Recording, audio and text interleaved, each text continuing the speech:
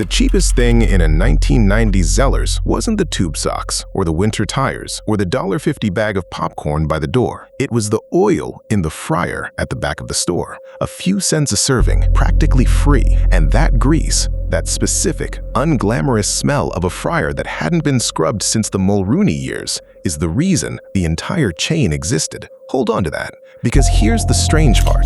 30 years later, that same cooking oil has become one of the most inflated products in the entire country, and the building that fryer sat in, it turned out to be worth more than every toaster, bra, and bicycle Zellers ever sold combined. This is the story of a Canadian brand that got robbed in slow motion, picked apart, written off, liquidated, and mocked. Dragged to the edge so many times it should have gone over the cliff a decade ago, right alongside Eaton's and Sears. By every rule of modern business, it should be a tombstone. Instead, in 2025, it came back. And the reason it survived is going to feel almost insulting, because it has nothing to do with being strong and everything to do with being looted so completely that there was finally nothing left worth stealing. To understand the comeback, you have to understand the machine.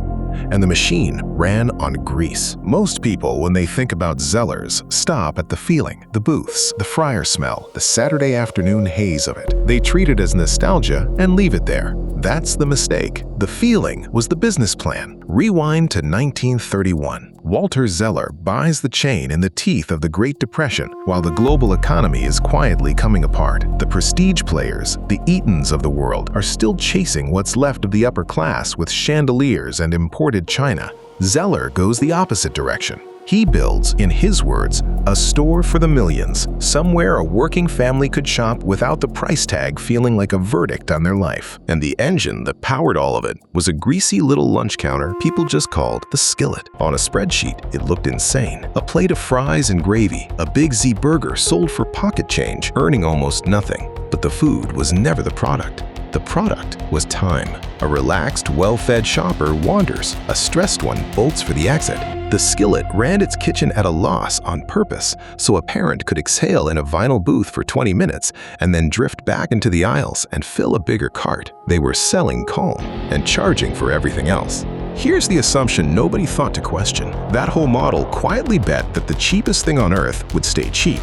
Economists have a dry name for the trap, a fixed price constraint. It means you've welded your brand to a low number, so the day your costs jump, you have nowhere to hide. Zellers built its identity on feeding 4 people under $20. That promise only worked as long as the fat in that fryer was almost free. So look at what happened to that one input. Statistics Canada tracks the price of edible fats and oils, and since 2019, that category has shot up by roughly 77%, climbing faster than almost anything else in the grocery cart. A single 3-liter jug of vegetable oil leapt from $8.45 to $12 in a span of 1 year. The exact ingredient that built the comfort engine became one of the most inflated products in the country. Remember that number. It's why the skillet could never simply switch back on.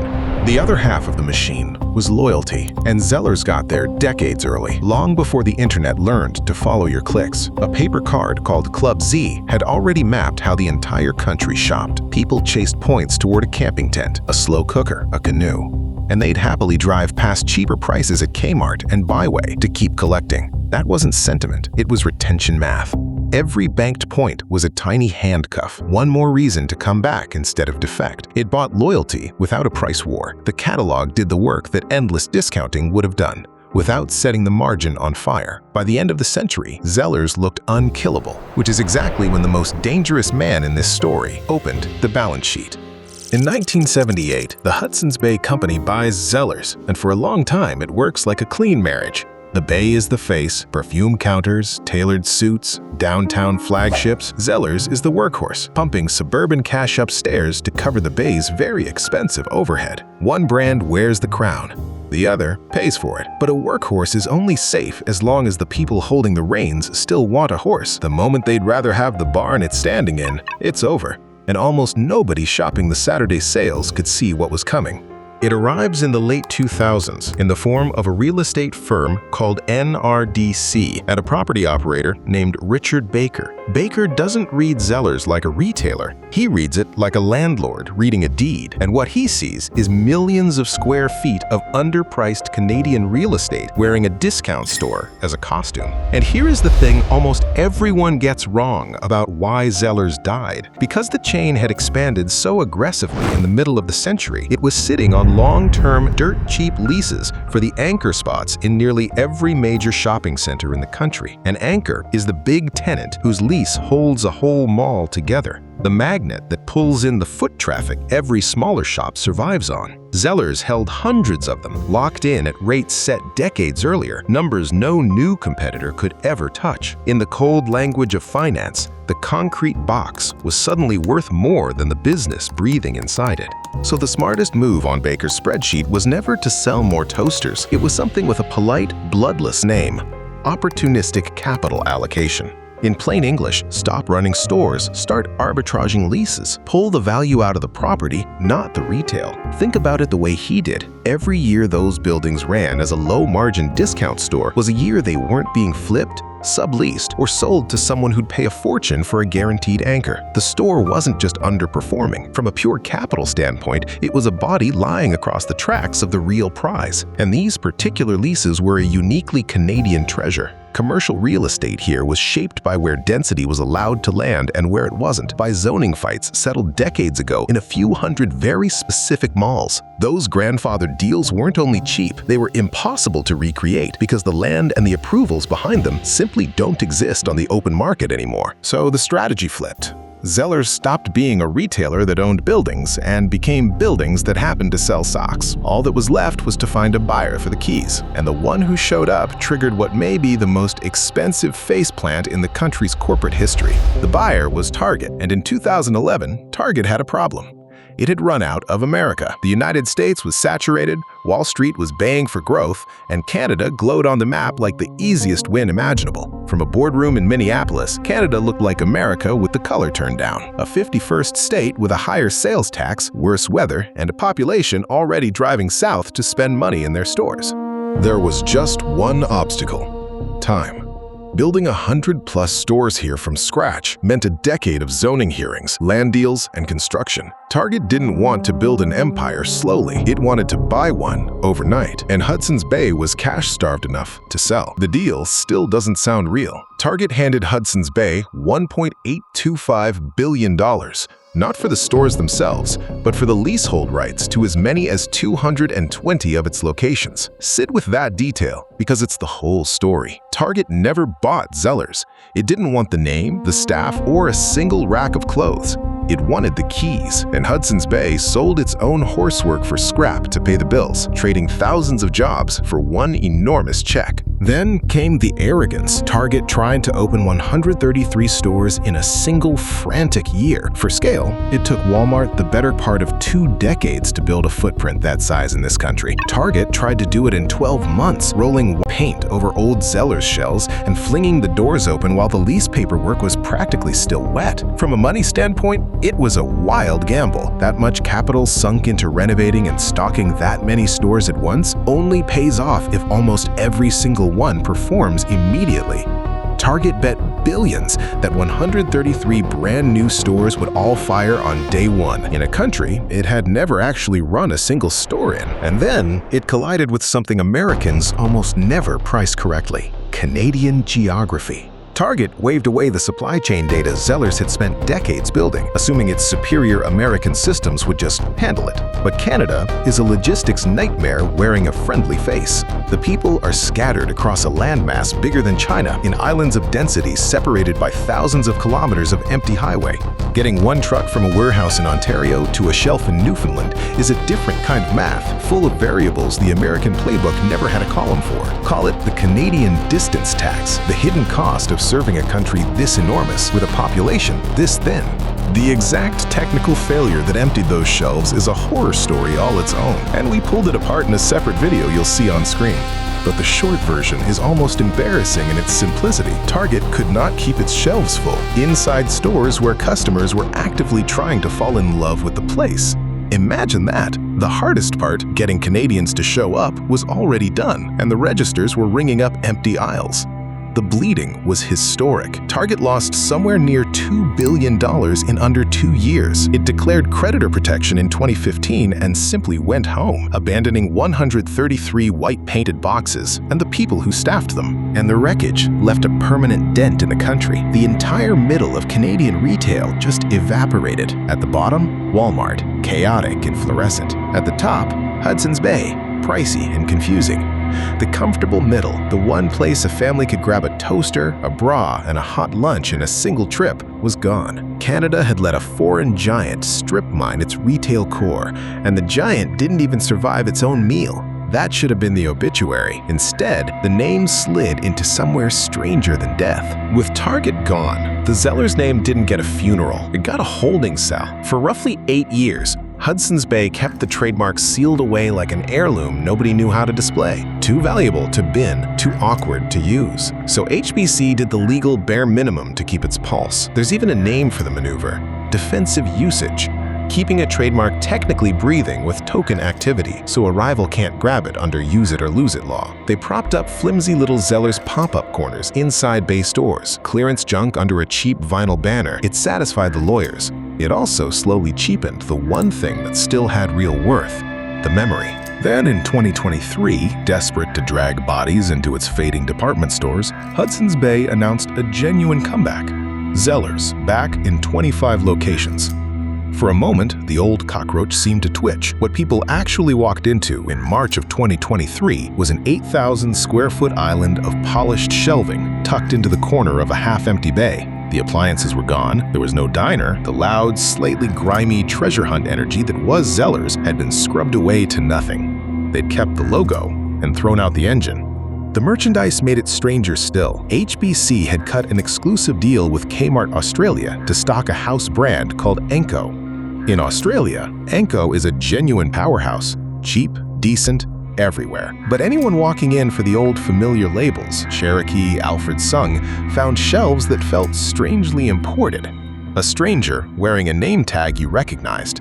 It failed because it misread the assignment at the root. People didn't want a tidy boutique inside a dying store. They wanted the warehouse, the noise, the fries, the feeling of getting away with something. And you cannot rebuild a comfort engine in 8,000 square feet with no fryer. By 2023, the math forbade it anyway. Remember that 77%? The old miracle of feeding 4 for $20 was already dead, killed by the price of the cooking oil alone. And here's the bitter joke buried under the whole saga. For a century, this country poured its energy into policing the small comforts of working-class life. It banned margarine outright in 1886. Even after legalizing it, some provinces dictated what color it was allowed to be. Quebec forced margarine to be sold white until 2008, all to protect the dairy lobby. The same institutions that once swore margarine was the healthy choice are now quietly walking that science back, with the research on saturated fat openly in dispute.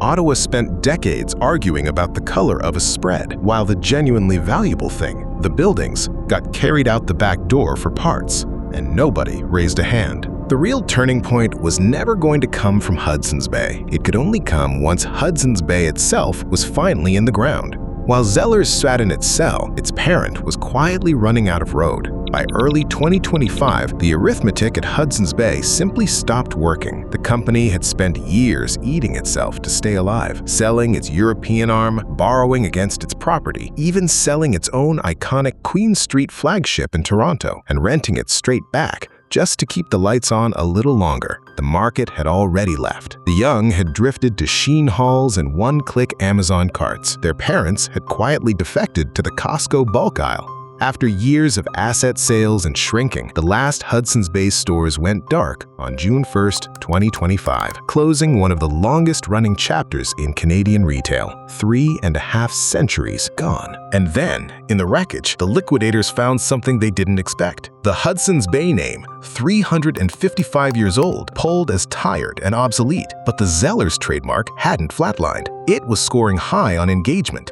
and running shockingly hot on social media, where kids far too young to have ever smelled the skillet were using Zellers as shorthand for retro cool. That pulse pulled in a buyer almost nobody saw coming, a Quebec chain called Les Zellers de la Mode, itself a veteran of more than one reinvention. In August 2025, under hard-charging new private owners, Les Zellers bought the Zellers trademark outright, and for the first time in 15 years, Zellers wasn't owned by a landlord stripping it for parts, and it wasn't a hostage to a fading department store guarding its own reputation. For the first time in 15 years, it was just free. And this is where the whole story finally clicks into place. Look at every owner before this one. Each of them tried to sell the thing that had value. Baker arbitraged the leases, Hudson's Bay sold the keys to Target. The buildings, the real prize, were stripped, flipped, and gone. And once all of it had been sold for parts, the only asset left standing was the one thing no financier on earth can ever arbitrage: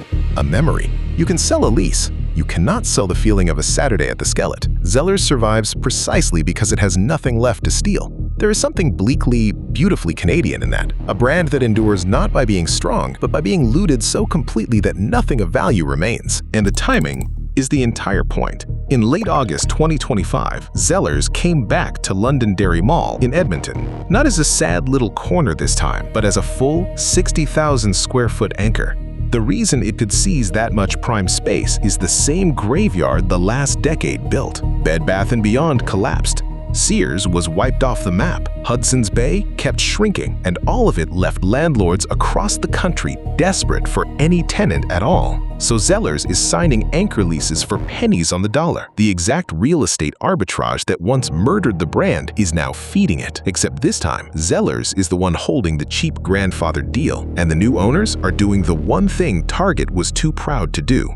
They're moving slowly, opening on a schedule the supply chain can actually keep up with, stocking the shelves before the doors open. Call it aggressive patience. Because look at who actually survived this brutal decade. Canadian Tire treated its real estate as a moat to defend, not an asset to strip, and it's still standing. Dollarama built a discount machine that works because its inventory turns over at a ferocious speed. Even Loblaws holds the middle by leaning on the quiet power of its own private label brands. Every survivor understood the same hard Canadian truth: the structure underneath the store matters more than the store. Which leaves Zellers and us with one uncomfortable question. So that's the lesson Zellers leaves on the table. Canada spent a century guarding the color of the margarine while the buildings were carried out the back. And the brand that finally wins is the one that became too worthless to rob. The cockroach didn't survive the nuclear winter because it was the strongest thing in the mall. It survived because, in the end, it owned nothing anyone wanted to take. And the thing that crawled out of the rubble is wearing a red polo shirt. So I want to hear it from you. Is the new Zellers a real second life, or just nostalgia with a price tag dressed up to sell one more time? Would you actually sit down and eat at a rebuilt Skillet? Or is the memory better than the fries ever really were? And be honest, did you ever grind your way through a Club Z catalog for that canoe? Tell me in the comments. I'll be down there reading. Because Zellers is far from the only Canadian name that got carved up by people who saw a spreadsheet, or the rest of us saw a Saturday. There's another one, a brand you'd swear was too big, too loved, too Canadian to ever be hollowed out from the inside. Next time, we open its books. Until then, stay sharp.